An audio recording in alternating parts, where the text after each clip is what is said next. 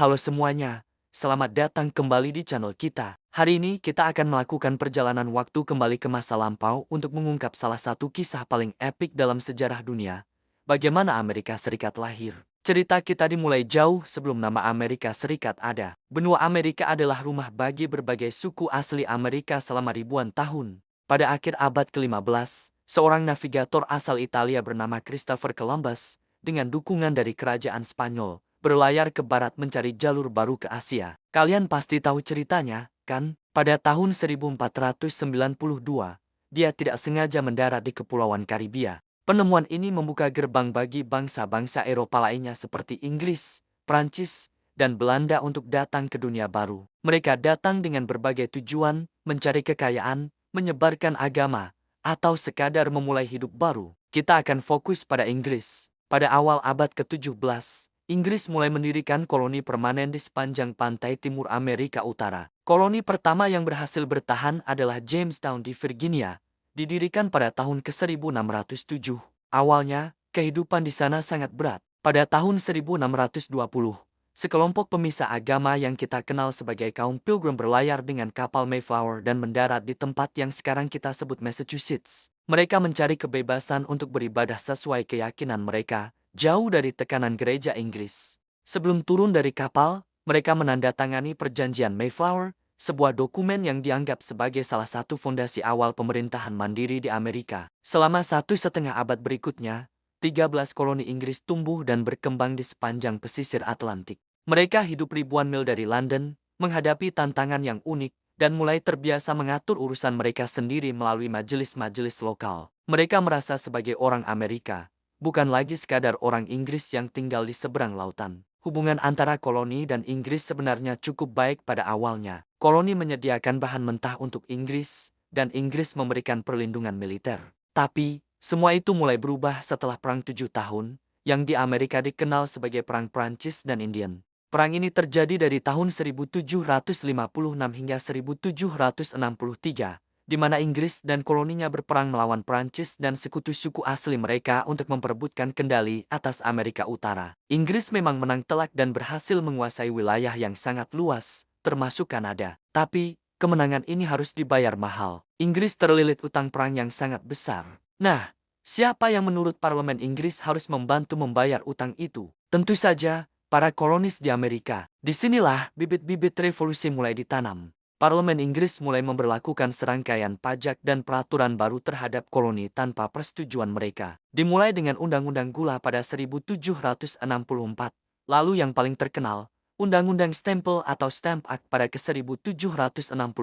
Undang-undang ini mengharuskan hampir semua dokumen cetak, mulai dari surat kabar hingga kartu remi, untuk menggunakan kertas bercap khusus yang sudah dikenai pajak. Para kolonis sangat marah. Ini bukan hanya soal uang, ini adalah masalah prinsip. Mereka berpegang pada slogan yang terkenal, tidak ada pajak tanpa perwakilan, atau no more taxation without representation. Maksudnya, bagaimana bisa Parlemen Inggris yang tidak memiliki perwakilan dari koloni berhak memungut pajak dari mereka? Ini dianggap melanggar hak-hak dasar mereka sebagai warga negara Inggris. Protes meledak di seluruh koloni. Ada boikot terhadap barang-barang Inggris, demonstrasi, dan terkadang kekerasan. Kelompok seperti Sons of Liberty dibentuk untuk mengorganisir perlawanan. Akibat tekanan yang begitu besar, Parlemen Inggris akhirnya mencabut Stamp Act, tapi ketegangan tidak mereda. Selanjutnya, Inggris memberlakukan Townshend Acts pada 1767 yang mengenakan pajak pada barang-barang impor seperti teh, kaca, dan cat. Lagi-lagi, protes dan boikot terjadi. Situasi semakin memanas di Boston, pusat perlawanan. Pada tahun 1770, terjadi peristiwa yang dikenal sebagai pembantaian Boston atau Boston Massacre, di mana tentara Inggris menembaki kerumunan warga sipil dan menewaskan 5 orang. Peristiwa ini digunakan oleh para pemimpin patriotik seperti Samuel Adams dan Paul Revere sebagai propaganda untuk membakar semangat perlawanan. Puncak dari semua ini terjadi pada tahun ke-1773. Inggris mengesahkan Undang-Undang Teh atau Tea Act. Sebagai protes, pada suatu malam di bulan Desember, sekelompok anggota Sons of Liberty yang menyamar sebagai suku Indian Mohawk menyelinap ke kapal-kapal Inggris di pelabuhan Boston dan membuang ratusan peti teh ke laut. Peristiwa ini dikenal sebagai Pesta Teh Boston atau Boston Tea Party. Raja George III dan Parlemen Inggris sangat murka. Sebagai balasan, Mereka mengeluarkan serangkaian undang-undang yang sangat keras pada tahun 1774, yang oleh para kolonis disebut sebagai Intolerable Acts atau undang-undang yang tak tertahankan. Pelabuhan Boston ditutup, pemerintahan mandiri Massachusetts dibubarkan, dan lebih banyak lagi tentara Inggris dikirim. Para pemimpin dari 12 dari 13 koloni berkumpul di Philadelphia dalam Kongres Kontinental pertama pada tahun ke-1774. Mereka sepakat untuk memboikot total barang-barang Inggris dan mulai mempersiapkan milisi untuk kemungkinan perang. Percikan api akhirnya menyulut perang pada 19 April tahun 1775. Tentara Inggris berbaris dari Boston menuju kota kecil Concord untuk menyita persediaan senjata para milisi. Paul Revere dan penunggang kuda lainnya melakukan perjalanan malam yang legendaris untuk memperingatkan para patriot. Di kota Lexington, pasukan milisi lokal yang dikenal sebagai Minutemen menghadang tentara Inggris. Seseorang melepaskan tembakan, dan pertempuran pun dimulai. Pertempuran Lexington dan Concord inilah yang menjadi awal dari Perang Revolusi Amerika. Pada awalnya, banyak yang masih berharap bisa berdamai dengan Inggris. Namun, seiring berjalannya perang dan setelah Raja George III menyatakan koloni dalam keadaan pemberontakan, gagasan kemerdekaan penuh mulai menguat. Salah satu pendorong utamanya adalah sebuah pamflet kecil tapi sangat kuat berjudul Common Sense yang ditulis oleh Thomas Paine. Dengan bahasa yang sederhana dan berapi-api, Paine berargumen bahwa sudah tidak masuk akal lagi bagi sebuah benua untuk diperintah oleh sebuah pulau kecil yang jauh. Pamflet ini menjadi bestseller dan meyakinkan banyak orang bahwa kemerdekaan adalah satu-satunya jalan. Pada musim panas tahun 1776, Kongres Kontinental Kedua mengambil langkah bersejarah. Mereka menunjuk sebuah komite yang terdiri dari 5 orang, termasuk Thomas Jefferson, John Adams, dan Benjamin Franklin, untuk menyusun sebuah deklarasi kemerdekaan. Jefferson, yang dikenal sebagai penulis ulung, menjadi penulis utamanya. Pada tanggal 4 Juli tahun 1776, setelah beberapa revisi, Kongres secara resmi mengadopsi deklarasi kemerdekaan. Dokumen ini lebih dari sekadar pengumuman perpisahan. Isinya adalah pernyataan filosofis yang kuat tentang hak asasi manusia.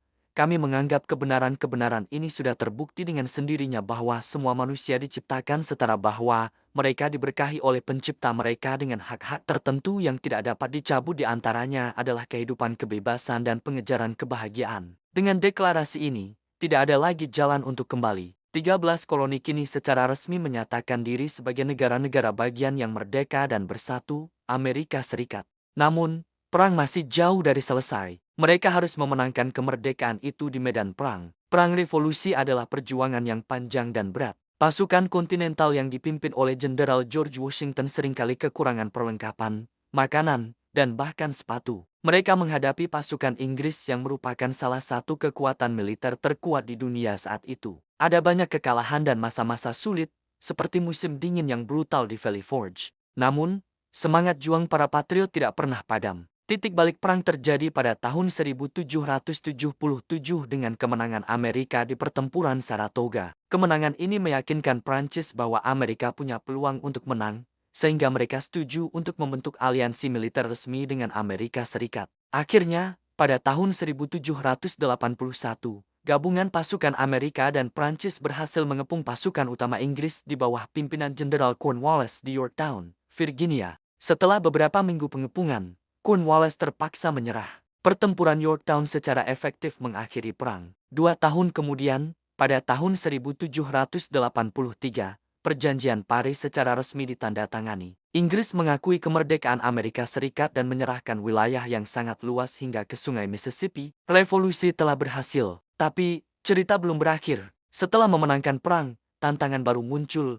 Bagaimana cara memerintah negara baru ini? Pemerintah pusat tidak punya kuasa untuk memungut pajak atau mengatur perdagangan, sehingga negara berada dalam kekacauan ekonomi dan politik. Menyadari kegagalan ini, para pemimpin seperti James Madison, Alexander Hamilton, dan George Washington kembali berkumpul di Philadelphia pada tahun ke-1787.